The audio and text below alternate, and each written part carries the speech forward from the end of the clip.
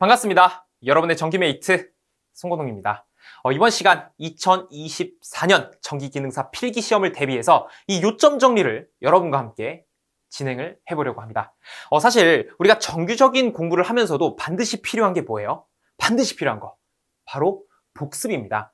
여러분, 우리가 공부를 아무리 많이 해도 복습이라는 과정이 이루어지지 않으면 결국에는 이 머릿속에서 그 지식이 휘발될 수밖에 없어요. 그래서 그 휘발되는 것을 덮어놓고 그 막는 작업을 하기 위해서는 반드시 복습을 해야 됩니다. 그러면 우리가 어떤 내용을 복습해야 되는지 사실 감이 잘 안 와요. 그래서 준비했습니다.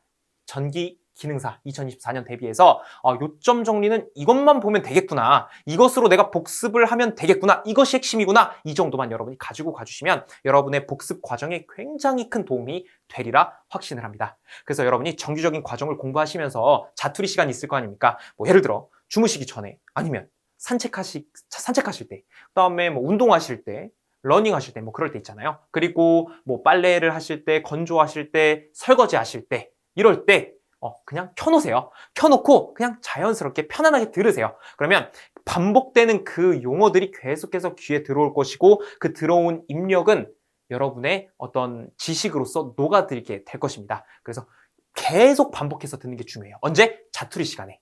대신에 그런 게 있어요. 요점 정리만 보고 시험 보러 가도 됩니까? 이렇게 생각하실 수도 있거든요. 그러면 여러분, 그게 될까요? 안 될까요? 절대 안 됩니다. 절대. 왜냐하면 이 요점 정리라고 하는 것은요, 전체 범위에 대한 지식을 대변할 수가 없어요. 전체 범위에 대한 핵심 요약들을 가져온 거기 때문에 전체를 대신할 수 없습니다. 반드시 정규적인 공부를 하시면서 자투리 시간에 이 내용을 봐주셔야 된다는 것만 저랑 약속해 주신다면 이 콘텐츠 정말 도움 많이 될 거예요. 약속하는 겁니다. 그래서 여러분이 계속 반복해서 들어보세요. 그럼 언젠가는 자연스럽게 여러분, 누가 툭 치면 어떤 공식이 튀어나오고, 이런 과정이 누구보다 잘 하실 수가 있게 될 것입니다. 자, 그러면 이제 본격적으로 들어가 볼 텐데, 이 자료도 여러분께 모두 제공이 됩니다. 어디서? 다산에듀 네이버 카페에 가시면 이 자료를 다운로드 받으실 수 있어요. 그러면 출력을 하실 수도 있고, 핸드폰으로 보실 수도 있고, 태블릿으로도 활용을 할 수가 있습니다. 그래서 여러분이 필요한 만큼 활용을 해주시면 대단히 감사하겠습니다. 자, 그럼 이제 전기 이론, 전기 기기, 전기 설비 총 3가지 이야기를 여러분께 소개를 해드릴 건데, 그에 대한 첫 번째 스타트로 이 전기 이론부터 시작을 해보겠습니다. 저 이제 시작할 건데 여러분 준비되셨나요? 자, 이제 들어갑니다. 요약 한번 해보는 거예요. 자, 한번 가봅시다. 자, 전기 이론 파트입니다. 처음으로 나오는 게 전기 에너지예요. 전기의 발생은 전자의 이동으로 발생하고 자유전자의 이동이다. 즉, 여러분, 전기의 어떤 발생은 자유전자라고 하는 게 있습니다. 우리는 보이진 않지만 이 자유전자가 여기 있다가 저기 있다가 저기 있다가 다시 왔다가 이런 과정을 반복하거든요. 눈에 보이진 않지만 그것을 우리는 전기가 흘렀다, 즉 전류가 흘렀다, 전기가 발생했다라고 표현을 합니다. 그래서 그것에 대한 내용을 이야기하고 있는 거고, 자, 대전이라고 하는 건 뭐냐면 어떤 물체가 전기를 띠고 있는 현상이에요. 그러니까 내가 전기를 띠고 있다? 나 대전됐다, 이렇게 표현을 하는 겁니다. 자, 그럼 시험 문제는 어떤 게 나오느냐? 마찰대전, 박리대전, 유동대전, 기타 대전의 분출, 충돌, 진동, 유도, 마이너스 대전, 이런 게 나오는데, 자, 예를 들어 박리대전의 설명으로 틀린 것은, 그러면서 다른 설명을 막 줘요. 그럼 그거 선택하면 되는 겁니다. 그래서 마찰대전은 두 물체 사이에 어떤 마찰이 될 때, 박리는 서로 밀착된 물체가 떨어질 때, 그 다음에 유동대전은 액체류가 파이프 등 내부에서 순환할 때, 유동할 때, 즉 움직일 때, 그때 대전된다는 거예요. 그 다음에 기타, 분출할 때, 어떤 게 충돌할 때, 진동할 때, 유도될 때. 마이너스 대전 상태는 뭐냐면 물질 중에 자유전자가 과잉된 상태. 예를 들어 어떤 물체가 나 마이너스 전자 너무 많이 갖고 있어요. 그러면 그것을 보고 우리는 너 마이너스로 대전됐구나, 이렇게 표현할 수가 있는 겁니다. 자, 그 다음 넘어가 볼게요. 전기량의 기호입니다. 전기량의 기호. 자, 좀 중요한 내용이 나왔어요. 이 Q라고 하는 것은, 이 Q라고 하는 것은 전기량 혹은 전하량이라고 불리고, 단위로는 우리가 C라고 해서 쿨롬이라고 읽습니다. 그래서 이것을 단위로서는 C로 쓰고 쿨롬이라고 읽는구나. 즉, Q라고 하는 것은 전기량이고 단위로는 C, 쿨롬이라고 쓰는구나. 이것이 뭐라고요? 여러분, 전기량, 전하량, 이렇게 이야기를 하고 있는 겁니다. 1 에너지 볼트는 전자 하나가 1볼트의 전위를 거슬러 막 올라가는 거예요. 자, 예를 들어 여러분, 여기 전자 하나 있어요. 이 친구가 이 위로 올라가고 싶어요. 이 올라갔는데 1볼트의 전위를 거슬러 올라가야 됩니다. 그래서 우리가 너 전자 하나 1V의 전위를 거슬러 올라갈 때 드는 에너지를 1에너지 볼트라고 내가 정의를 할게 라고 생각해 주시면 되는 거예요. 그래서 우리가 외워야 될 것은 1.602 곱하기 10의 마이너스 19제곱을 반드시 외우셔야 돼요. 반드시. 이거는 타협할 수가 없습니다. 1.602 곱하기 10의 마이너스 19제곱. 다시 여러분 1에너지 볼트는 1.602 곱하기 10의 마이너스 19제곱 이렇게 가주셔야 되는 거예요. 왜냐면 1번 문제로 상당히 잘 나와요.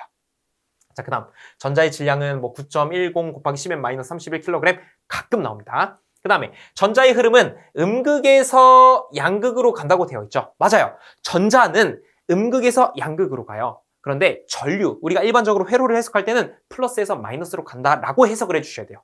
아니 왜 이런 차이가 발생합니까? 제가 이거 이론서에서도 말씀을 드렸다시피 과거에는 전류의 방향을 잘 몰랐어요. 그래서 전류는 그냥 플러스에서 마이너스로 흐른다. 즉 전자의 흐름이 전류의 흐름이잖아요. 원래는. 그러면 전류가 플러스에서 마이너스로 흐른다라고 약속을 하자 우리. 그러니까 즉 과거에 기술 발전이 안 됐을 때는 그냥 전류는 플러스에서 마이너스였어요. 근데 최근에 와서 비교적 최근에 와서 연구를 해보니까 야 큰일 났다. 전류가 플러스에서 마이너스로 가는 게 아니라 실제로 전자가 이동을 하는데 전자가 마이너스에서 플러스로 이동하더라. 야 이거 어떡하지? 바꿔야 되나? 이런 논의들이 엄청 거쳐왔어요. 그런데 이미 플러스에서 마이너스로 간다라고 정의를 다 해놨고 어떤 전기 산업적인 인프라, 어떤 전기 공학적인 인프라를 다 플러스에서 마이너스로 약속을 해놨기 때문에 쉽사리 바꿀 수가 없습니다. 그래서 우리가 실제 깊게 공학을 연구하시는 분들을 제외하고 우리가 공부를 할 때는 플러스에서 마이너스로 전류가 흐른다라고 생각을 해주시면 되겠습니다. 간혹 문제에서 전자의 흐름을 물어보면 마이너스에서 플러스라고 대답을 해야 되고 전류의 흐름은 하면 플러스에서 마이너스로 간다라고 표현을 해야 된다. 이렇게만 생각해 주시면 되겠습니다. 그 다음에 전류 전기량 시간과의 관계라고 하는데 여러분 여기 전류 I라고 하는 것은 T분의 Q예요. 그러니까 전류를 우리가 정의할 때 어떤 단위 시간 동안 얼마만큼의 Q가 이동했는지 Q가 전기량이잖아요. 전기량, 전기 가지고 있는 어떤 양. 그 다음에 이양 정리라면 Q는 IT로서도 우리가 나타낼 수 있습니다. 상당히 중요한 공식이에요. 그러니까 이런 생각이 이제 드는 거예요. 가끔. 자, I는 R분의 V라는 오메 법칙이 있습니다. 이따가도 나올 텐데. 아니 지금 I는 이렇게 쓰고 여기는 I가 이건데 이거 뭐를 믿어야 되는 거예요? 이렇게 생각하실 수가 있죠. 둘 다 올바른 공식이에요. 다만 전류라는 것을 표현할 때 정말 물리적인 관점에서 전류를 정의할 것이냐? 그때는 이 공식을 쓰는 것이고 아니다. 전류, 전압, 저항 이 세 친구만 비교를 해보자 라고 할 때는 이 공식을 사용하는 겁니다. 그러니까 틀린 게 아니에요. 그러면 언제 어떤 걸 적용해야 되냐? 그건 문제를 봐야 돼요. 문제에서 Q와 T 값을 주면 이거 쓰면 되고 문제에서 V와 R 값 주면 이거 쓰면 되는 거예요. 그래서 우리가 큰 걱정을 하실 필요가 있다 없다? 없다. 그렇게 여겨주시면 되고 자 직류와 교류가 나옵니다. 직류는 시간에 따라서 극성이 안 변하죠. 교류는 시간이 지남에 따라서 극성이 계속 왔다 갔다 합니다. 자 그 다음 전압 1 전기량과의 관계인데 자 전압 V는 Q분의 W다. 즉 어떤 전자 하나가 있는데 자 Q라고 하는 전자 하나가 있는데 이 친구가 좀 위쪽으로 가고 싶은 거예요. 자 쭉 올라가요. 그럼 공짜로 올라갈 수가 없죠. 여기서 여기까지 올라가는데 일을 해야 되잖아요. 그래서 이 Q가 일로 올라갈 때 얼마만큼의 일을 했는지 그것이 바로 전이차 V가 되는 것입니다. 그래서 이것도 제가 이론할 때 상당히 자세하게 해놨기 때문에 필요하신 분들은 찾아서 보시면 좋을 것 같습니다. 자, 그래서 V는 Q분의 W 상당히 중요한 공식이고요. W는 QV라는 공식으로도 우리가 많이 사용을 하고 있어요. 이항 정리를 통해서 하면 되는 거니까요. 자, 그 다음에 기전력은 전이차를 만들어주는 힘이고 기자력은 자속을 계속해서 흐르게 하는 힘이다. 이렇게 생각해 주시고 그 다음에 나오는 게 저항입니다. 자, 그 다음 나오는 게 저항인데 저항을 보게 되면 R은 로우 곱하기 A분의 L. 여기서 말하는 로우는 고유저항, A는 단면적, L은 길이죠. 전선의 길이. 그럼 여기서 문제에서 묻는 것은 무엇이냐? 저항값이 있는데요. 그것이 궁금해요. 저항이 있는데 단면적과 이게 비례하나요? 반비례하나요? 혹은 도체의 길이와 비례하나요? 반비례하나요? 이것을 물어봅니다. 그러니까 여러분 이렇게 생각해 주시면 돼요. 비례한다라는 것은 내가 커질 때 이 친구 같이 커지는 거, 내가 작아질 때 이 친구 같이 작아지는 거, 딱 따라하는 거. 반비례는 내가 작아지니까 이 친구 커지는 거, 내가 커지니까 이 친구 작아지는 거. 이게 반비례죠. 그래서 이 관계를 보고 A는 분모에 있으니까 A와 R은 반비례 관계, L은 분자에 있으니까 비례 관계, 로우도 분자에 있는 거죠. 그래서 비례 관계 이렇게 말씀을 해주시면 되겠습니다. 그 다음에 저항에 영향을 주는 변수는 도체의 고유저항, 길이, 단면적, 여기 다 고유저항, 단면적, 길이 이렇게 되는 것이죠. 자, 그 다음에 도전율이 나옵니다. 도전율을 다른 말로 전도율이라고도 하는데 이것은 고유 저항을 뒤집어 놓은 것, 즉 역수관계예요. 그 역수관계를 나타낸다. 그 다음에 여기 1옴미터는 10의 제곱 옴센티미터는 10의 6제곱 옴제곱 밀리미터 퍼 미터다 이렇게 나와 있는데 이것을 제가 이론서에서 쭉 유도를 해봤지만 이것을 여러분이 부담 없이 가지고 가시려면 그냥 이 자체를 암기하고 계시는 게 좋습니다. 왜냐하면 숫자가 그렇게 바뀌지 않아요. 바뀌지 않고 이대로 나오기 때문에 암기하고 계시면 여러분 공부하시는 데 큰 도움이 될 거예요. 자, 그 다음 컨덕턴스는 어드미턴스의 실수부, 즉 저항의 역수예요. 어드미턴스라고 하는 것은 임피던스의 역수예요. 이 정도만 알고 계시면 됩니다. 저항률이 낮은 재료는 은, 구리, 금, 알루미늄 순서이고요. 금속 도체는 일반적으로 온도가 상승하면 저항값도 같이 상승합니다. 그러니까 어떤 일반적인 도체가 있어요. 이 친구가 저항값이 증가해요. 그럼 온도가 증가했을 때 저항값이 같이 증가한다는 얘기예요. 일반적일 때. 그 다음에 오메 법칙이 나옵니다. 그 유명한 오메 법칙. 전압과 전류와 저항과의 관계식을 정의하는 게 오메 법칙이에요. 그래서 전압, 전류, 저항과의 관계고 I는 R분의 V로서 우리가 표현을 할 수가 있게 됩니다.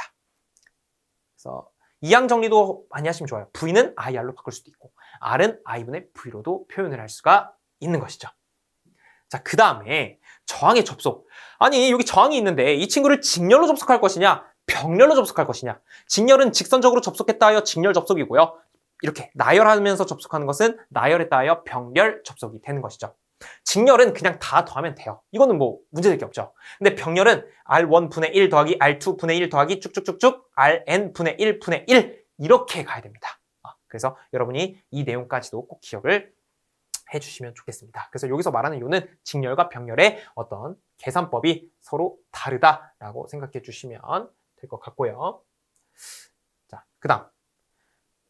그래서 두 개의 합성장 이게 무슨 말이냐? 여러분, 이런 게 있죠. 저항이 병렬로 두 개가 연결이 되어 있어요. 이렇게. 그리고 여기를 R1, R2. 뭐 아까 정석적인 방법으로 하면 R1분의 1 더하기 R2분의 1분의 1이잖아요. 그런데 이거 우리 저항이 두 개 병렬 연결돼 있을 때는 필살기, 즉 스킬을 좀 쓸 수 있습니다. 바로 그 유명한 합분의 곱으로 가면 돼요. 그래서 여기 두 저항의 합과 두 저항의 곱을 각각 써주면 이 두 친구를 하나로 합친 저항값이 되는 것이죠. 그렇게 생각해 주시면 됩니다. 그런데 만약에 이렇게 세 개가 돼 있어요. 이걸 많이 헷갈려 하세요. 이렇게 세 개 있어요. 이것도 합분의 곱이 됩니까? 이런 질문을 많이 하십니다. 여러분, 3개 이상부터, 그러니까 3개부터 4개, 5개, 6개 쭉쭉쭉까지는 합분의 곱 하면 된다, 안 된다? 절대 안 됩니다. 딱 2개일 때만 합분의 곱이 되는 거예요. 이것만 여러분이 알고 계시면 엄청난 소득을 가지고 가시는 겁니다. 자, 그 다음. 저항에 걸리는, 다시 3개 할 때는 그래서 2개씩의 합, 3개의 곱 이렇게 되어 있는데 저는 이거 암기하기가 좀 힘듭니다 라고 한다면 어쩔 수 없어요. 그냥 마음 편하게 R1분의 1 더하기 R2분의 1 더하기 R3분의 1분의 1 해서 하나로 합치는 게 좋습니다. 그럼 외울 거 하나는 없어지는 거니까. 그래서 우리가 저항 2개일 땐 합분의 곱이 되지만 저항이 3개 이상일 땐 합분의 곱이 안 된다. 이렇게 생각해 주시면 되고요. 저항에 걸리는 전압은 저항의 크기에 비례한다. 즉 저항이 크면 클수록 전압도 많이 걸린다는 얘기예요. 그 다음 키르요프의 제1법칙과 제2법칙이 나오는데 키르요프 제1법칙은 전류에 대한 법칙으로서 임의의 접속점을 기준으로 들어오는 전류와 나가는 전류의 대수합이 0이다. 이런 공식이고요. 제2법칙은 전압법칙이에요. 이건 뭐냐면 어떤 공급전압, 임의의 폐회로 내에서 공급전압의 합은 그 전압을 갉아먹는 전압 강화의 합과 같다. 이것이 이제 KVL 전압법칙이거든요. 그래서 이것도 한 번씩 참고해 주시면 좋겠습니다. 그 다음에 전지 N개를 직렬 접속할 때는 I는 NR 플러스 R분의 NE. 여기서 말하는 R은 전지의 내부 저항이 되는 것이고 그 다음에 여기서 R은 외부 저항 그리고 여기서 E는 전지의 전압값이 되겠죠. 그래서 이것은 문제 많이 풀어보시면 충분히 여러분 걸로 만들 수가 있게 됩니다.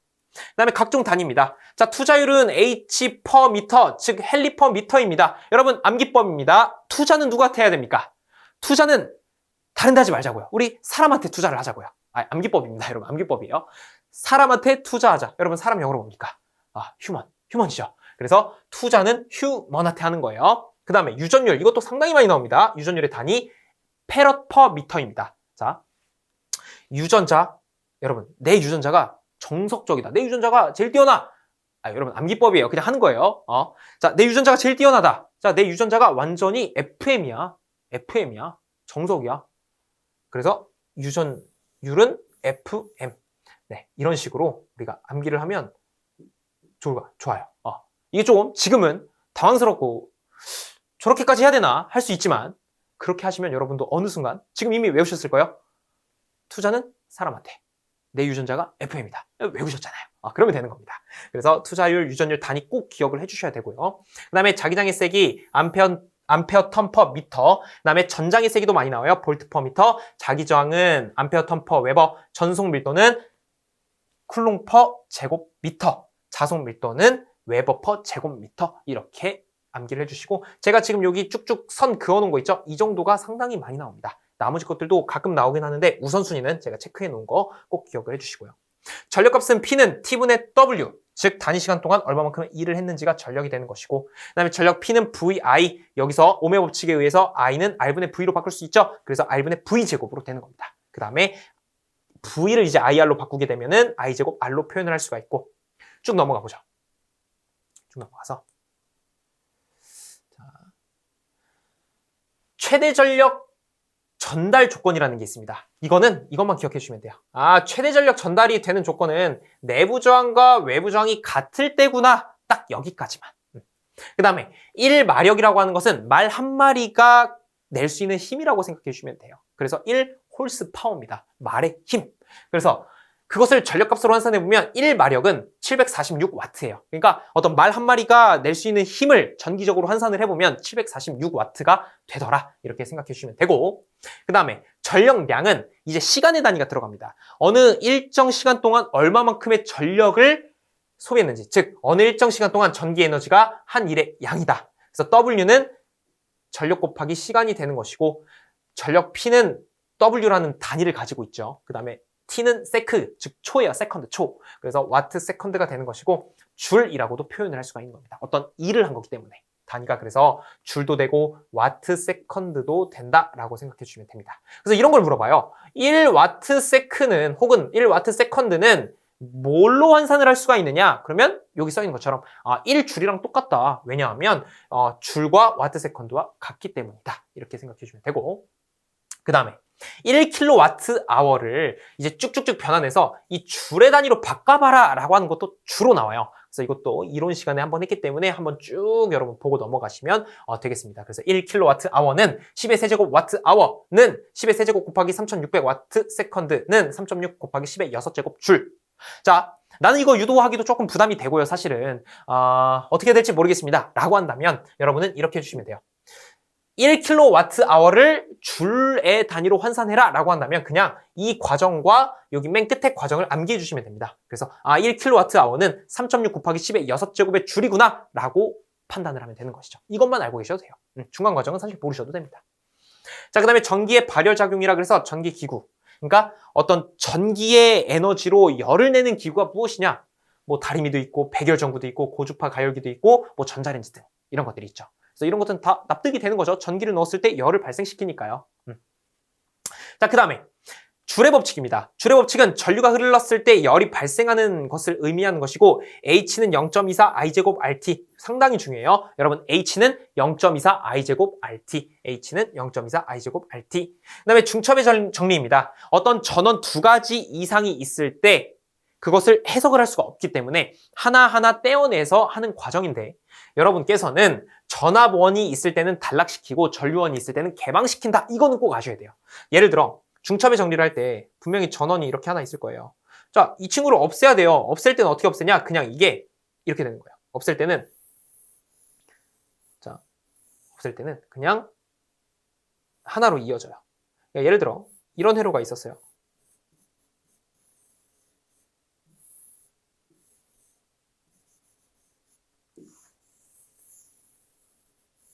자, 여기서 이런 회로가 있었어요.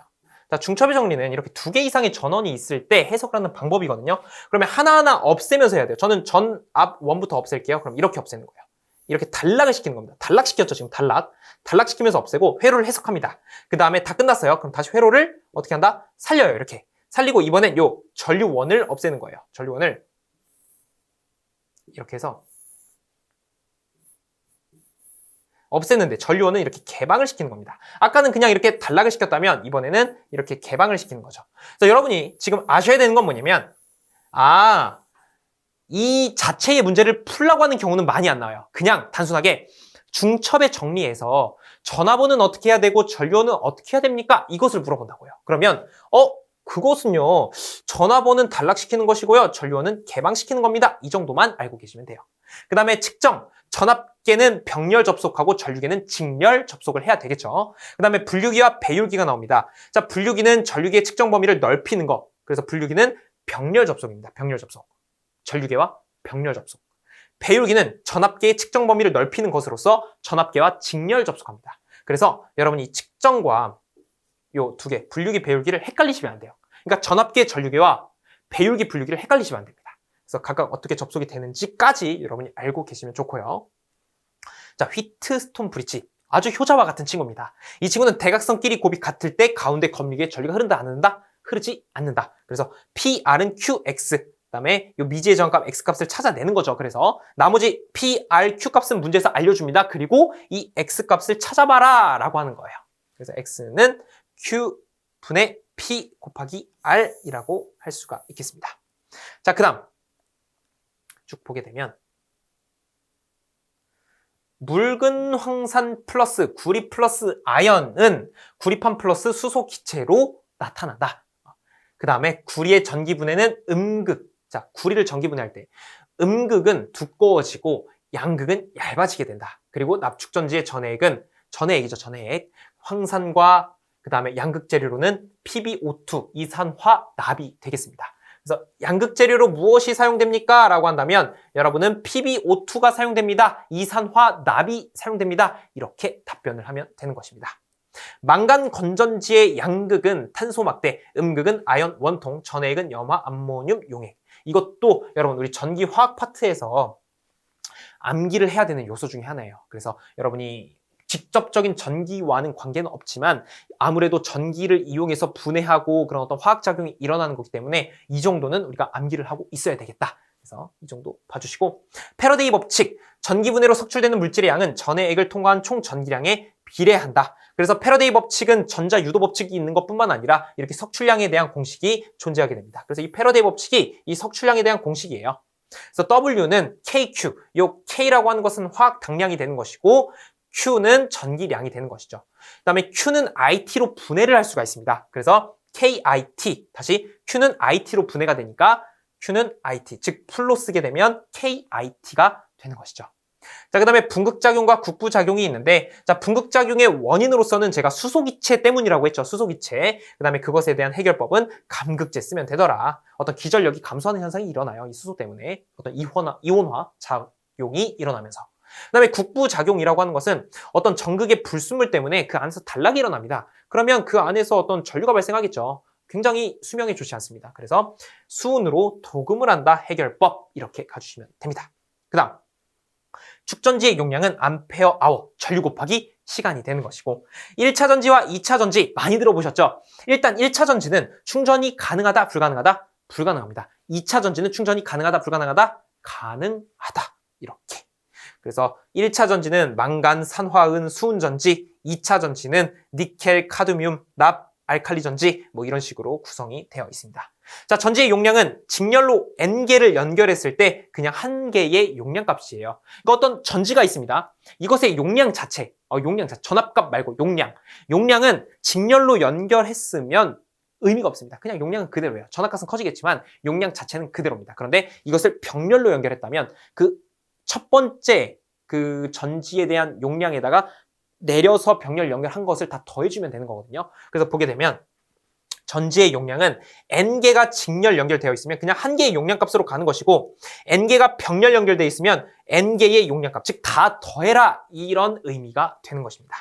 자, 그 다음 허용전류라는 게 있어요. 허용전류는 안전하게 흘릴 수 있는 최대 전류입니다. 여러분, 모든 전선에는요 허용전류가 있습니다. 예를 들어 우리 엘리베이터도 허용 중량이 있지 않습니까? 엘리베이터 한번 타서 한번 보세요. 막 이 엘리베이터는 막 1500kg까지만 수용이 가능합니다. 그 이상이 타면 이제 전동기 물이 갈 수도 있고 사고에 처할 수도 있다. 이렇게 설명이 되어 있죠. 그래서 우리가 공부하고 있는 이 전기 안에서 이 전선은요, 이게 전선이라고 했을 때 이 전선이 흘릴 수 있는 어떤 허용 전류가 있습니다. 예를 들어 이 친구가 나는 30A 흘릴 수 있어 라고 한다면 얘는 30A까지만 흘러야 돼요.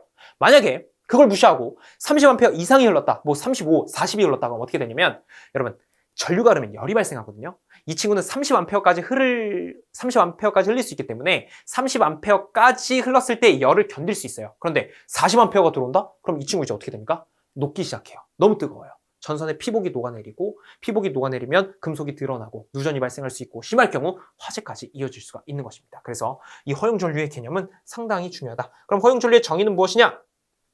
안전하게 흘릴 수 있는 최고의 전류다라고 생각해 주시면 될 것 같습니다. 그 다음 보호소자라고 하는 것은 바리스터라는 것도 있고 서미스터라는 게 있습니다. 바리스터는 어떤 이상전압이 내습했을 때, 침입했을 때 어떤 저항값을 조정해서 그 이상전압을 다 대지로 방전시키는 거죠. 전류값을. 그 다음에 서미스터는 온도가 급변함에 따라서 저항값이 막 바뀌는 그런 소자예요. 그래서 어떤 회로를 보호할 때 사용을 하게 됩니다. 자, 제백 효과입니다. 제백 효과는 두 금속이 있고, 자, 온도가 다르다면, 먼저 온도 이야기가 나와요. 자, 두 금속을 접합해 놓고 서로 온도가 다르다? 그러면 기전력이 발생하더라. 이게 제백이고, 순서가 이제 바뀝니다. 펠티에는 뭐냐면, 두 금속을 접합해 놓고 먼저 전기를 가해요. 그러면 온도의 차이가 발생하더라. 열의 흡수 발생이 일어나더라. 이것이 펠티예요. 그래서 이 개념이 좀 헷갈릴 수 있는데, 제백과 펠티어는 그 차이예요.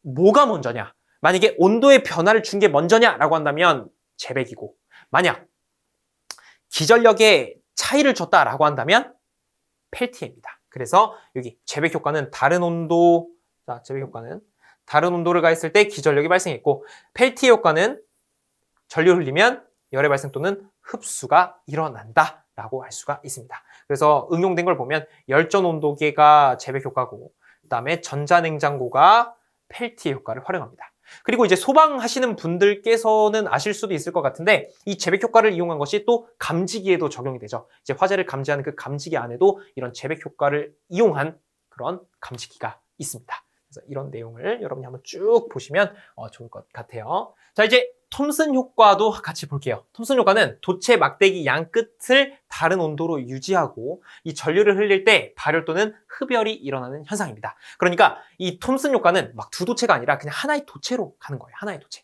그래서 톰슨 효과는 하나의 도체. 그 다음 나오는 게 정전 유도입니다. 정전 유도는 도체의 대전체를 접근시키면 대전체에 가까운 쪽에서는 대전체와 다른 전하가 나타나며 그 반대쪽에는 대전체와 같은 종류의 전하가 나타나는 현상이다. 이것이 우리가 흔히 말하는 정전 유도 현상이다 라고 할 수가 있겠습니다.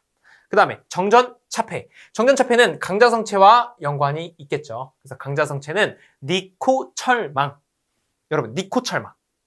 니코철망. 강자성체의 종류가 무엇입니까?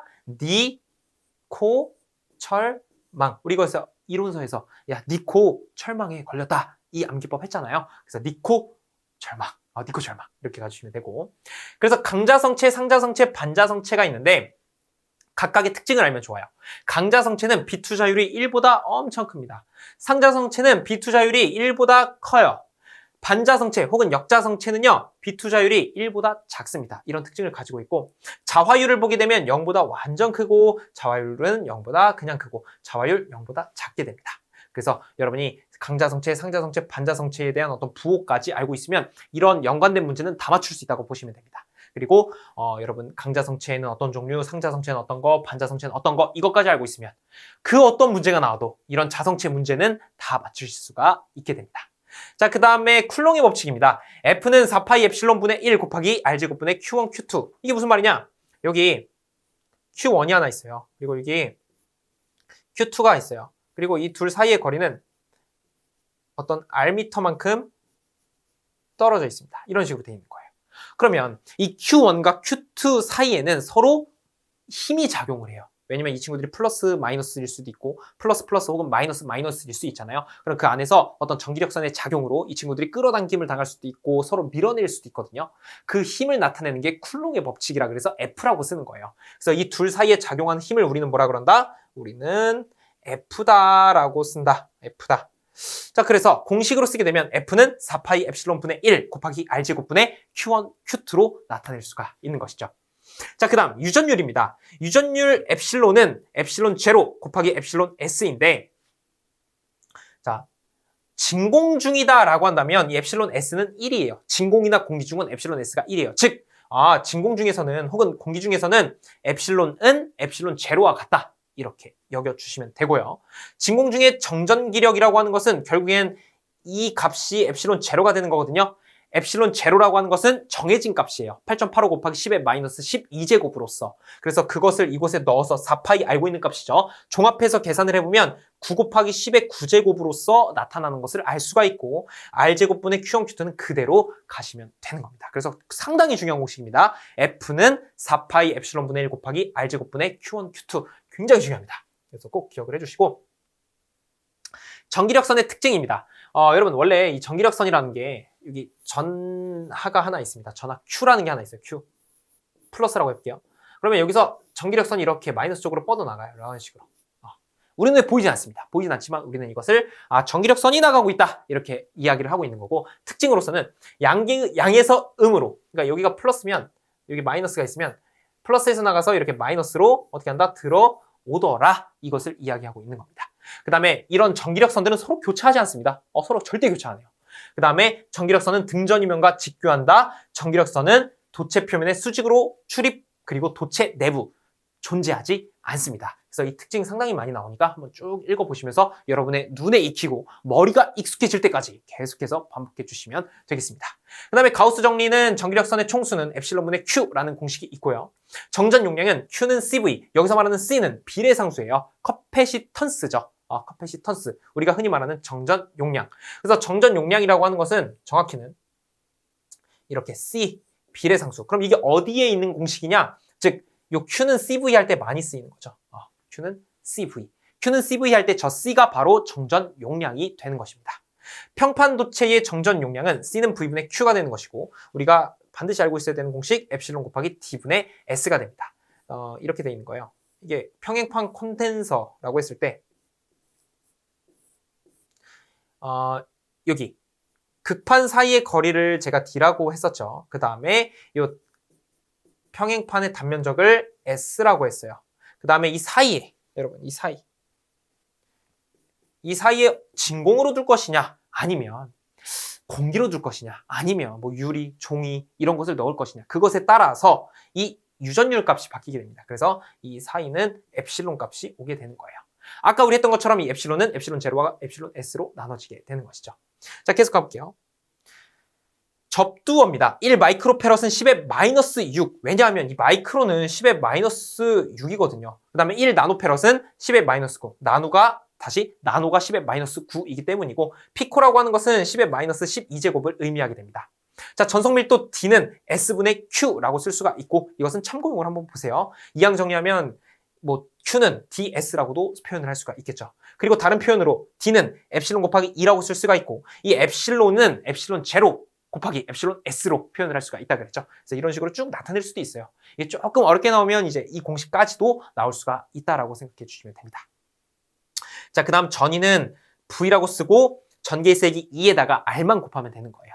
그 다음에 V는 4파이 엡실론 분의 1 곱하기 R분의 Q로도 쓸 수가 있고요. 그래서 이 두 가지 내용은 여러분이 너무 부담은 갖지 않으셔도 된다. 너무 부담 안 가지셔도 돼요. 그래서 혹시 좀 더 자세히 알고 싶다면 제가 이론서에서도 다뤄놨으니까 한 번씩 보시면 좋을 것 같습니다. 자, 계속 가보죠. 그 다음 나오는 게 전해 콘덴서예요. 극성이 있고 직류 회로에 사용한다라는 키워드 가져가 주시면 되고 탄탈 콘덴서는 극성이 있고 몰드 수지로 봉합하고 주파수가 높은 회로에 사용한다. 이것은 키워드. 여러분, 이 콘덴서 내용을 볼 때는 반드시 어떤 키워드들이 있는지, 어떤 키워드에 따라서 어떤 콘덴서를 써야 되는지만 파악을 해주시면 됩니다. 그래서 전해 콘덴서는 극성이 있어서 직류 회로에 사용한다라는 거, 탄탈은 극성이 있고 몰드 수지로 봉합, 그리고 주파수가 높은 회로에서 사용하고요. 세라믹 콘덴서는 반드시 티탄산 바륨 이야기가 나오고 그 다음에 가성비라는 이야기가 나오고 유전율이 크고 극성이 없다라는 키워드가 나올 거예요. 그러면 세라믹 선택해 주시면 되겠습니다. 그 다음 바리콘이라는 게 있어요. 이제 이게 바리어블 콘덴서의 약자인데 합쳐서 바리콘이라고 합니다. 그래서 가변 용량 콘덴서라 그래서 용량을 변화시킬 수가 있는 콘덴서입니다. 자, 그러면 콘덴서도 접속을 해야 되겠죠. 우리 아까 저항을 접속할 때 어떻게 한다 그랬죠? 직렬은 단순히 더하고 병렬은 어떤 정석적인 공식이 있었다 그죠? 근데 콘덴서도 마찬가지예요. 직렬 접속 가능하고 병렬 접속 가능합니다. 그런데 저항과 반대로 생각해 주시면 돼요. 만약에 자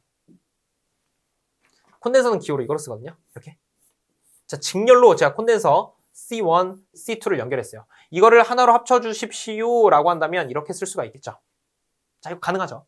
자 그러면 우리가 저항에서 관점으로 보면 그냥 C1 플러스 C2인데 반대로 생각해달라 그랬죠. 콘덴서에서 직렬은 마치 저항에서의 병렬과 같아요. 그러면 이 친구는 C1 플러스 C2 분의 C1, C2 이런 식으로 합분의 곱을 적용할 수 있습니다. 자 그럼 만약에 아유 이거 큰일 났네 이거 하나 더 있네 이거 이러면 어떻게 합니까? 아유 어떻게 하긴요 그냥 합분의 곱 하면 되는 거 아니에요?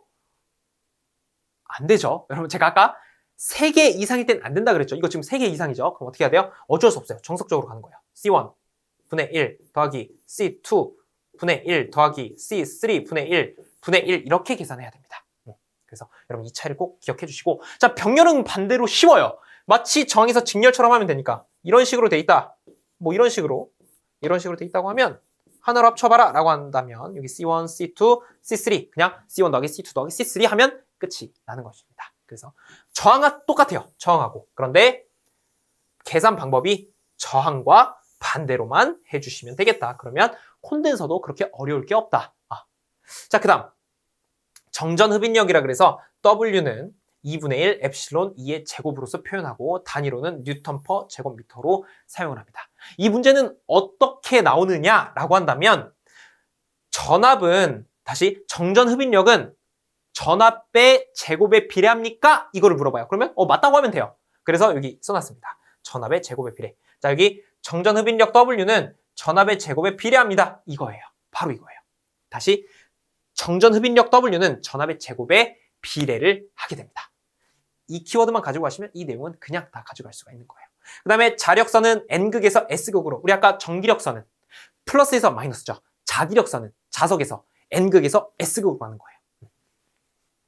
자석에서의 쿨롱의 법칙입니다. 아까랑 다 똑같은데 여기 엡실론이 뮤로만 바뀌었고 그 다음에 Q라고 하는 어떤 전하가 자극이라고 하는 M으로만 바뀐 거예요. 똑같아요. 똑같아. 그래서 자석에서의 쿨롱의 법칙도 적용이 되는구나. 쭉 가볼게요. 자, 그 다음 자기장 H, M의 자하 힘의 관계. 그냥 F는 MH, F는 MH. 자석 밀도 자기장의 세기 B는 뮤H. 여러분 B는 뮤H. 간혹 나오는 개념들이에요. 여러분 뮤라고 하는 것은 투자율입니다. 투자율은 진공 중의 투자율에다가 비투자율 뮤R이라는 것을 곱한 것과 똑같은 거예요. 그래서 이렇게 써주시면 되고 자 토크 T는 MH 사인 세타가 되는 겁니다. 그래서 뉴턴 미터가 되는 것이죠. 자기 모멘트는 M은 ML로서 쓸 수가 있는 것이죠. 그래서 이거는 그냥 편안하게 한번 보시면 돼요. 자 자기 회로와 전기 회로의 비교를 한번 보겠습니다. 그러니까 자기장의 회로와 전기계의 회로를 한번 비교해 보자는 거예요. 자, 기자력을 우리는 전기회로에서는 기전력이라고 하고 자속을 전류라고 하고 자기저항을 전기저항이라고 하고 투자율을 도전율이라고 하고 반대로 대응되는 거예요. 자속 밀도를 전류 밀도라고 하게 됩니다. 그럼 여기서 도대체 무엇이 중요한 겁니까? 라고 누군가 저에게 묻는다면 일단 이 한글 비교하는 거 기자력은 기전력, 자속은 전류, 자기저항은 뭐 전기저항 이렇게 한글끼리 비교하는 거는 반드시 할 줄 알아야 돼요. 대응되는 거. 물어봐요 실제에서. 자속과 대응되는 건 뭐예요? 라고 하면 여러분은 전류요! 이렇게 대답을 할 줄 알아야 됩니다. 그래서 일단 한글을 먼저 비교해 보시고 나머지 공식은 외울 수밖에 없어요. 그럼 어떤 우선순위로 외워야 되냐? 이렇게 아래로 내려가면서 우선순위로 외워주시면 되겠습니다. 일단 가장 중요한 건 한글 비교예요. 한글 비교 상당히 잘 나오거든요. 그래서 그 정도만 봐주시면 됩니다. 자, 그 다음에 밑으로 쭉 가보죠. 앙페르의 오른나사 법칙입니다. 전류와 자기장의 방향이에요. 여러분 이 전류와 자기장은 서로 때려야 뗄 수 없는 그런 관계입니다. 전류가 흐르는 모든 곳에는 자기장이 형성되어 있어요. 예를 들어 전선입니다. 자, 전선이에요. 이게 전류가 흘러요. 그럼 그 주위에는 반드시 자기장이 형성됩니다. 그럼 그 방향이 너무너무 궁금한 거예요. 이 앙페르라는 사람이 발견을 합니다. 이거 오른나사 법칙이네. 자, 전선이 있고 내가 위쪽으로 전류가 흐른다고 했을 때 나머지 네 손가락이 감아주는 방향, 이것이 자기장의 방향이 되는 것이거든요. 그래서 엄지가 전류의 방향, 나머지 네 손가락이 자기장 방향. 그래서 이거를 써보면 전선이 이렇게 있을 때 전류가 이렇게 흐르는 거예요. 위쪽으로 지금 흐르고 있어요. 그럼 제가 전류가 위쪽으로 흐를 때 이렇게 된다 그랬잖아요. 그럼 자기장의 방향은 이런 식으로 자기장 보통 이렇게 자속의 형태로 쓰거든요. 그래서 자기장이 이렇게. 근데 반대로 될 수도 있지 않습니까? 물론이죠. 만약에 전류가 이렇게 흘러요. 이렇게? 그럼 아래로 흐르는 거죠. 그럼 손가락을 뒤집으면 돼요. 아래로 오면서 이렇게. 그러면 어떻게 되는 거예요? 이런 식으로 되지 않겠습니까? 이런 식으로. 그래서 전류의 방향을 알 수 있는 거. 굉장히 중요한 공식이에요. 여기서 앙페르의 오른나사 법칙, 전류와 자기장의 방향을 나타내는 공식입니다. 그 다음에 비오사바르 법칙이 있습니다. 여러분 이거 이론서 때 우리 다른 거 다 보지 말고 I 사인 제곱, 그래서 아싸 제곱으로 가자고 했잖아요. 아싸 제곱, 아싸 제곱. 그래서 비오사바르 법칙은 아싸 제곱, 아싸 제곱 이렇게 가주시면 됩니다. 자, 자기장의 세기입니다. 무한장 직선, 환상 솔레노이드, 원형 코일 이렇게 나눠져 있는데 반드시 알고 있어야 돼요. 무한장 직선에서의 자기장의 세기는 2πr분의 i고요. 환상 솔레노이드는 h는 2πr분의 ni입니다. 원형 코일은 h는 2r분의 ni가 되는 것이죠. 그래서 무한장 직선이냐, 환상 솔레노이드냐, 원형 코일이냐 문제에서 알려줍니다. 그러면 우리는 어떤 공식을 뽑아야 되는지 이 표를 통해서 알아야 돼요. 문제에서 나 지금 환상 솔레노이드에 대한 문제를 낼 거야 이렇게 알려줘요. 그러면 그때 바로 환상 솔레노이드야? 이거 하면 되겠네. 너 무한장 직선이야? 이거 쓰면 되겠네. 너 원형 코일이야? 이거 하면 되겠네. 이런 식으로 여러분이 판단을 할 줄 알아야 돼요. 그러면 어떤 게 어떤 공식인지 처음엔 외우기 힘들어요. 그런데 반복하다 보면 할 수 있습니다. 처음에 그 번거로움만 살짝 건너뛰면 또 다른 세상이 보일 거예요. 그래서 여러분 그 달콤한 우리의 목표와 결실을 위해서 우리 외워야 되는 거 좀 많지만 계속해서 함께 해보자고요. 우리 할 수 있잖아요. 같이 하는 거니까. 그러면 계속해서 가봐도 되겠죠. 계속 가볼게요. 거의 다 왔습니다. 자, 전자력의 크기는 F는 BIL 사인 세타. 여기서 B는 자속 밀도, I는 전류, L은 어떤 도체의 길이, 사인 세타는 그 각도, 그 자기장과 도체가 이루는 각도를 세타라고 생각해 주시면 되겠네요. 그 다음 평행도체 사이에 작용하는 힘, 굉장히 중요한 공식입니다. 자, 여기서 평행도체 사이에 작용하는 힘 F는 R분의 2I1, I2 곱하기 10의 마이너스 7제곱 뉴턴 퍼 미터가 되는 것입니다. 이것을 꼭 기억해 주세요. 이 공식만 알고 있으면 문제에서 이거 알려줍니다. 그래서 이거 있잖아요. 이런 거. 두 직선 도체가 있어요. 전류가 이렇게 흘러요. 자기장이 이렇게 형성되고 이렇게 형성되죠. 그러면 흡인력이 발생해서 거대한 흡인력이 되고 이때 흡인력 힘 F가 뭡니까? 라고 한다면 이 둘 사이의 거리가 R일 때 이 공식이 성립이 되는 것이죠. 이게 I1, I2라고 하고. 일단 이것이 복잡해 보일 수 있지만 여러분 일단은 내가 공식 정도는 지금 저거는 알아야 되겠구나 이 정도만 일단 해주시고 공식만 먼저 암기를 해주시기를 권해드리겠습니다. 자, 그 다음 여러분 제가 공식을 암기해달라고 부탁드리는 것은 반드시 암기를 하고 계셔야 되는 거예요. 왜냐하면 너무 많이 나와요. 너무 많이. 자, 계속 가볼게요. 패러데이의 전자유도 법칙 상당히 중요합니다. 여기서 패러데이의 전자유도 법칙 마이너스 n 곱하기 마이너스 n 곱하기 델타 t분의 델타 자속이라고 되어 있는데 이게 델타가 결국에는 우리가 흔히 말하는 dt분의 d파이 이렇게도 써요. 그래서 여기서 n은 어떤 코일 권수를 의미하는 것이고 t는 얼마만큼 시간 동안 자속의 변화가 있었는지를 의미하게 되는 것입니다. 자, 렌츠의 법칙은 이 키워드 방해라는 키워드가 나오면 렌츠의 법칙입니다. 방해라는 키워드가 나오면 무슨 법칙? 렌츠의 법칙. 자, 그 다음 유도 기전력 E는 마이너스 L 곱하기 dt분의 di로 표현을 할 수가 있습니다. 그래서 이렇게도 기전력을 표현할 수가 있고 이렇게도 표현을 할 수가 있습니다. 자체 인덕턴스는 L은 I분의 N파이로 쓸 수가 있고 상호 인덕턴스 중요하죠. 상호 인덕턴스 M은 K 곱하기 루트 L1 L2가 되는 것이고 여기서 말하는 K는 결합계수가 되는 겁니다. 결합계수는 루트 L1 L2 루트 CU고 분의 M 이때 K가 1이라면 M은 루트 L1 L2로 쓸 수가 있는 것이죠. 코일의 합성 인덕턴스를 보겠습니다. 자, L은 L1 더하기 L2 플러스 마이너스 2M으로 표현이 가능합니다. 그래서 가동 접속일 때는 플러스가 되는 것이고 차동 접속일 때는 마이너스가 되는 것이죠. 자, 그 다음 코일에 축적되는 에너지 굉장히 중요합니다. 2분의 1 Li 제곱. 그래서 문제에서 코일에 축적되는 에너지를 구해라 라고 한다면 이 L 값과 I 값을 알려주는 경우가 대부분이에요. 아니 왜 대부분입니까? 100% 아닙니까? 가끔은 뭘 구하라고 하냐면 W와 L 값을 주고 I 값을 구하라고 해요. 그러면 그때는 우리가 이항 정리를 통해서 충분히 구할 수가 있으니까 너무 걱정하지 않으셔도 됩니다. 근데 이 공식 정도 우리가 반드시 기억해야 됩니다. 여러분 뭐라고요? W, 즉 코일에 축적되는 에너지는 2분의 1 Li 제곱으로 표현을 한다. 자, 그 다음 각속도 오메가는 2파이 F로 표현이 가능합니다. 그래서 여러분 우리 오메가 L, 오메가 C 막 이런 거 하잖아요. 그때 2파이 F로 풀었을 수 있다는 걸 꼭 기억을 해주셔야 돼요. 오메가는 2파이 F로 표현할 수 있다. 오메가 각속도는 2파이 F. 주기라고 하는 것은 한 사이클 변화에 필요한 시간입니다. 예를 들어 이 파형이 처음 시작해서 다시 돌아왔죠. 우리는 이 돌아온 시점에 대한 시간을 T라고 하는 거예요. 자, 그럼 주파수라고 하는 건 뭐냐? 역수예요. 그럼 1초 동안에 몇 번 됐는데, 자, 예를 들어 T초, 여기 1초라고 해볼게요. 이게 1초 동안 예를 들어 이런 파형이 아니라, 자, 1초라는 이 기간 동안 한 번, 두 번, 세 번 이렇게 하면 3Hz가 되는 거예요. 그럼 1초라는 기간 동안 예를 들어 60번 반복했어요. 그것이 바로 그 유명한 60Hz가 되는 것이죠. 우리가 상용 전원으로 사용하고 있는 60Hz, 220V 그게 되는 거예요. 그래서 1초라는 기간 동안 이게 막 60번을 이렇게 진동하다가 딱 돌아서 60번째 1초 동안 이게 60Hz예요. 그래서 우리가 알아야 되는 건 나는 사실 개념은 잘 모르겠는데 공식을 알고 싶어요 라고 하실 수 있잖아요.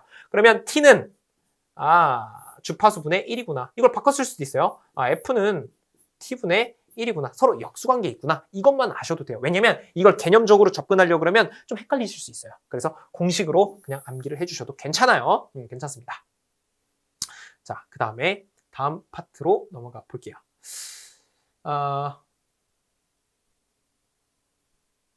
네. 자, 마지막 페이지입니다. 여러분, 시료값 V와 최대값 VM의 관계예요. 우리가 보통 시료값을 그냥 V라고 나타내고 최대값을 VM. 왜 VM일까요? 이런 거 생각해 본 적 혹시 있으십니까? 저는 예전에 공부할 때 그냥 저걸 왜 붙이나 생각을 해봤는데 뭐든지 이유가 있더라고요. 이 M이라고 하는 것은 맥스의 약자예요. 맥스. 그래서 Vmax를 나타내는 거예요. 맥스가 뭐예요? 최대값이잖아요. 그래서 전압의 최대값이다. 그래서 최대값은 VM이다. 이렇게 쓰는 거예요. 그러면 시료값, 우리가 실제로 사용하는 값이라고 보시면 돼요. 우리 220V, 그다음에 배전선로에 22.9kV, 송전선로에 154, 345, 765kV 전부 다 시료값입니다. 전부 다. 그래서 시료값과 그 최대값을 비교하려면 이런 관계식이 있다는 거예요. 정말 중요해요. 여러분, 시료값은 최대값에다가 루트 2로 나눠주면 됩니다. 다시 최대값에다가 루트 2를 나누잖아요? 그러면 시료값이 된다 이거예요. 그래서 0.707VM, 이 루트 2분의 1이 0.707이에요. 그래서 여러분 이거 반드시, 이거는 타협할 수가 없어요. 반드시 암기를 하고 계셔야 됩니다.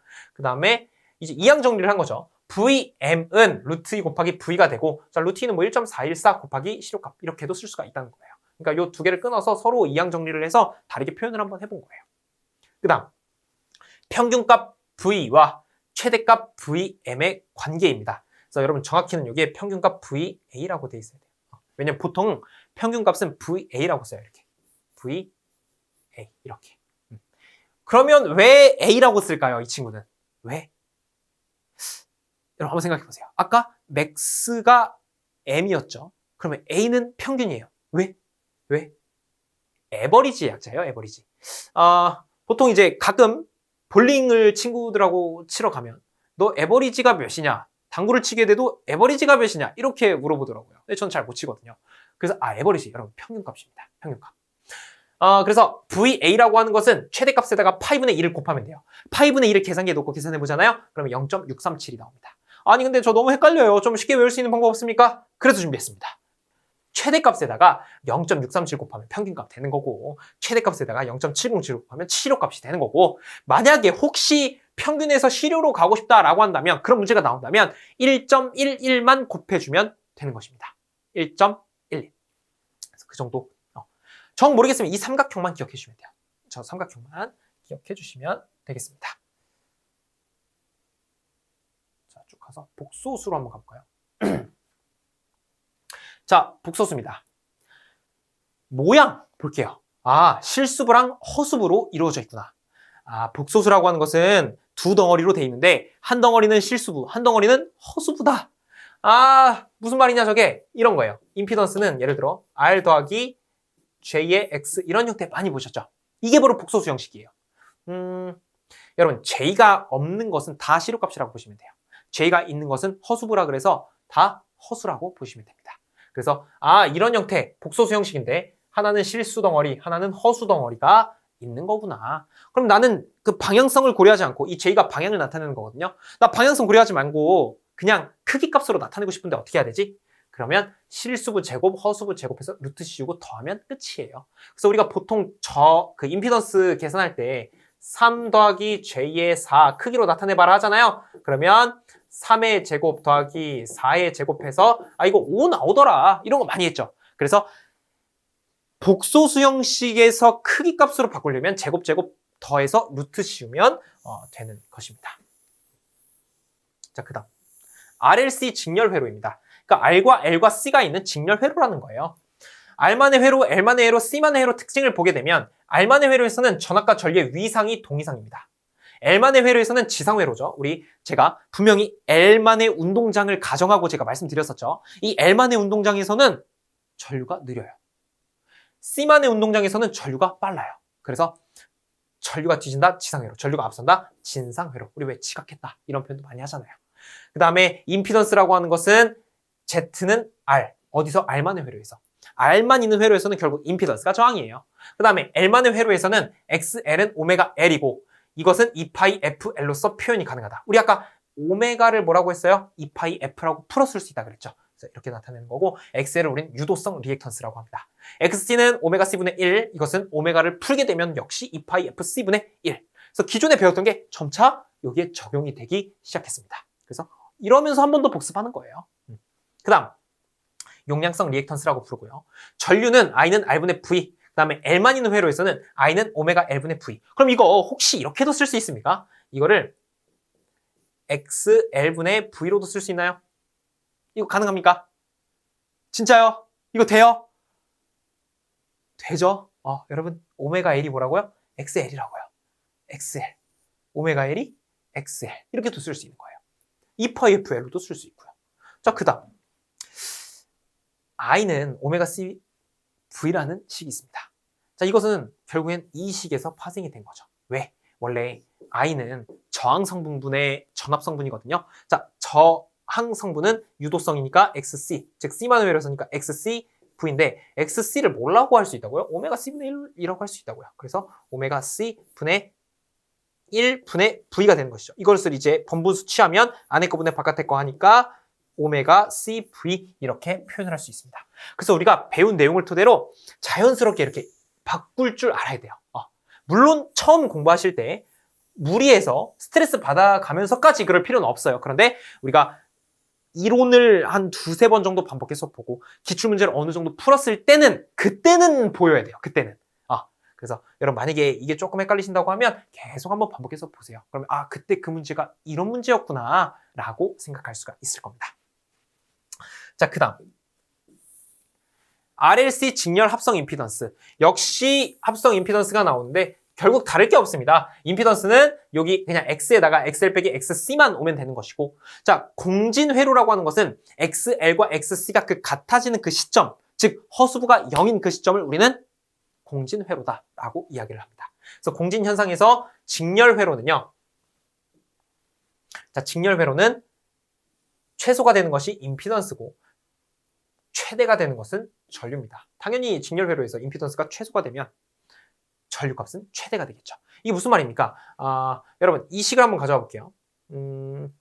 임피던스는 R 더하기 J의 XL-XC거든요. 공진 현상이잖아요. 공진이라는 것은 XL과 XC가 같다는 거잖아요. 즉 XL과 XC가 같으면 어떻게 돼요? 이거 없는 거예요. 이런 상태가 지금 공진되었다. 어떤 주파수 값에 의해서 그렇게 되거든요. 그러면 남는 건 이거네. 여러분 더해져야 될 게 안 더해지고 있죠. 그러면 임피던스 값은 결국 최소값이 되는 거예요. 그래서 여기 임피던스 값이 최소가 되는 거고, 그러면 같은 맥락으로 전류는 임피던스분의 V니까 이게 최소가 되니까 이 친구는 최대가 돼야 되겠네. 그래서 전류가 최대, 병렬은 그 반대 이렇게 가주시면 되겠습니다. 근데 보통 직렬을 많이 물어봐요.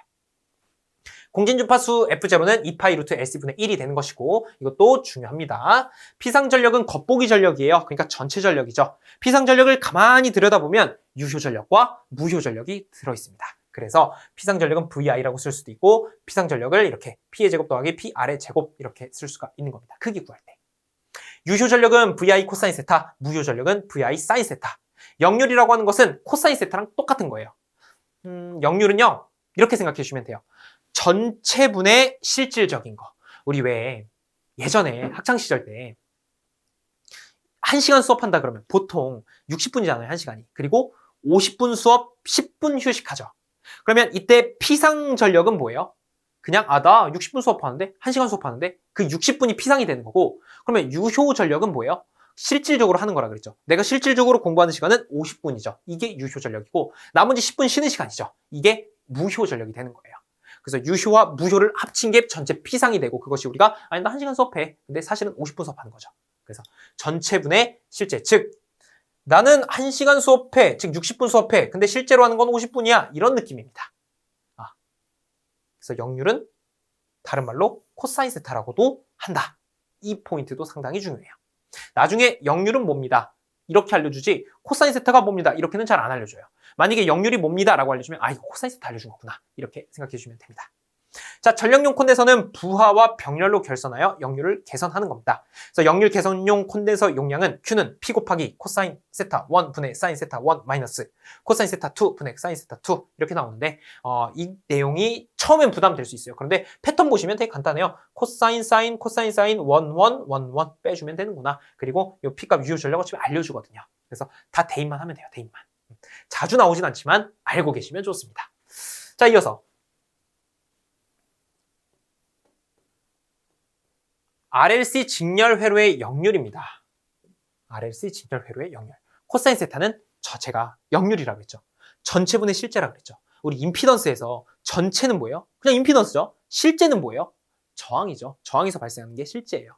그래서 임피던스분의 저항이라고 표현을 할 수가 있게 되는 것입니다. 자, Y결선, 델타결선, Y델타 등가 임피던스 변환 이런 게 나오는데 여러분 이거 꼭 기억해 주셔야 돼요. Y결선에서는요. 선전류와 상전류가 똑같습니다. 그리고 성간전압이 30도 앞서 이렇게까지. 자, 다시 이렇게까지 가야 되네요. 여기서 한번 끊었죠, 제가. Y결선에서는 선전류나 상전류나 똑같다. 그리고 선간전압과 상전압을 비교할 때는 상전압의 루트 3만 곱하면 된다. 대신에 위상까지 고려하는 거는 그렇게 많이 나오진 않지만 선간전압이 위상도 30도 앞선다. 이 내용. 그 다음에 델타결선이라는 것도 있어요. 얘는 이렇게 끊어야 돼요. 선전류가 상전류랑 비교를 할 때는 상전류에다가 루트 3을 곱하면 되고요. 선전류가 30도만큼 뒤지게 됩니다. 그 다음에 성간전압과 상전압은 같게 돼요. 델타에서는. 서로 그 반대되는 영역을 보여주고 있죠. 그래서 이거에 대한 자세한 그림과 어떤 내용에 대해서는 이론 시간에 자세히 제가 다뤄놨었죠. 그래서 여러분 그 내용이 필요하시다면 유튜브에 다 공개가 돼 있으니까 한번 참고해 주시면 되겠습니다. Y델타 등가 임피던스 변화는 이런 식으로 가면 돼요. 델타 결선에서의 임피던스는 Y 결선에서의 임피던스의 몇 배를 하면 되더라? 3배를 하면 되더라. 이렇게만 여겨주시면 되겠습니다. 자, 그 다음 계속 가보죠. 계속 가볼게요. 자, 소비 전력입니다. 단상, 삼상 이렇게 나오는데 단상은 P는 VI 코사인 세타 이렇게 가주시면 되고 삼상은 P는 루트 3 VI 코사인 세타. 삼상에서 각 상의 합성 소비 전력은 그냥 다 더하면 됩니다. 삼상에서. 하나, 둘, 세 개. 왜냐면 상이 3개니까 전력값이 3개가 나와요. 그냥 다 더하면 돼요. 그 다음에 이전력계법에서의 소비 전력은 나 지금 전력계 2개로 전력값을 측정할 건데 삼상 전력을 측정할 건데 유효 전력 공식이 뭐야? 라고 하는 거 물어봅니다. 그러면 그냥 P는 P1 플러스 P2다 이렇게 적어주시면 되는 겁니다. 자, 그 다음 비사인파라고 하는 것은 사인파가 아니다 하여 비사인파예요. 원래 사인파는요 이렇게 깔끔하게 나와야 되거든요. 근데 비사인파라고 하는 것은 이런 식으로 나와요. 이런 식으로 되게 이상하게 나오죠. 이런 게 이제 비사인파예요. 그럼 왜 이렇게 되느냐? 비사인파는 직류분과 기본파와 고조파의 합성으로 이루어져 있기 때문이에요. 그래서 뭔가 많은 노이즈들이 껴 있습니다. 비사인파의 시료값을 구하는 공식은 V0 제곱 더하기 V1 제곱 더하기 V2의 제곱 더하기 Vn까지 제곱해서 다 더하고 루트 씌우면 마무리가 되는 것이죠. 그래서 이것도 문제풀이 한 번만 해보시면 충분히 어려운 걸로 만들 수 있어요. 그 다음 비사인파 발생 원인은 자기포화, 그러니까 왜 발생했느냐 이런 것들이 자기포화 현상, 히스테리시스, 전기자 반작용 이런 것들로 인해서 이런 찌꺼기들이 막 낀다 라고 생각해 주시고 파형이 이렇게 깨끗해야 되는데 깨끗하지가 않아진다.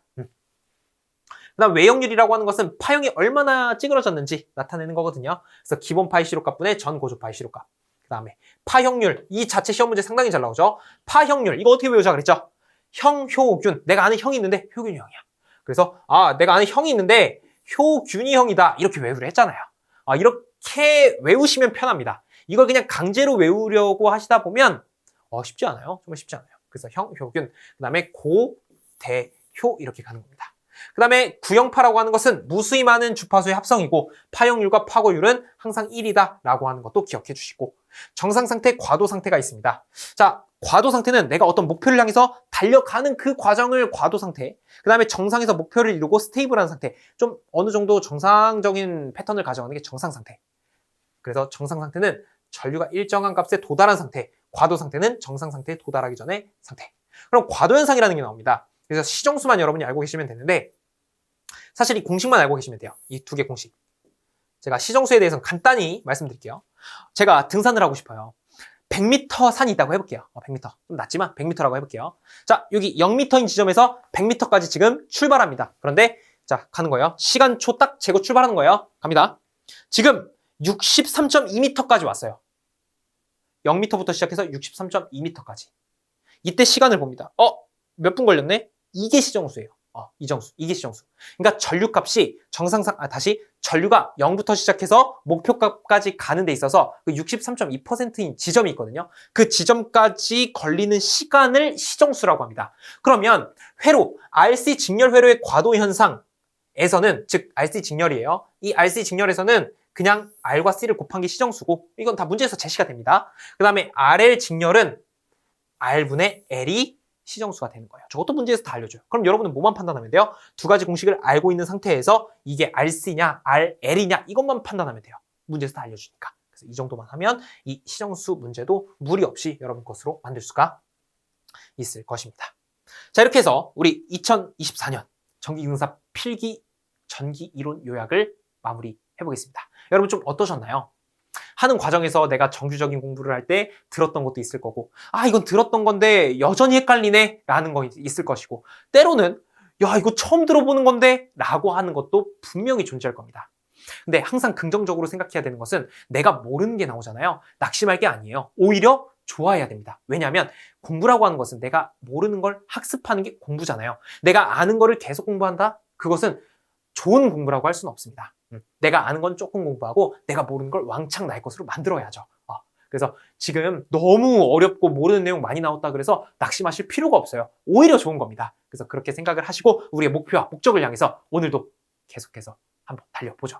그래서 여러분 공부하시는 과정에 도움이 될 수 있도록 계속해서 저도 좋은 콘텐츠 만들 테니까 함께 해주시면 감사하겠습니다. 그럼 이제 이론은 여기서 마무리를 하고 우리 전기 기기 파트에서 다시 인사드리도록 하겠습니다. 공부하시느라고 정말 고생 많으셨습니다.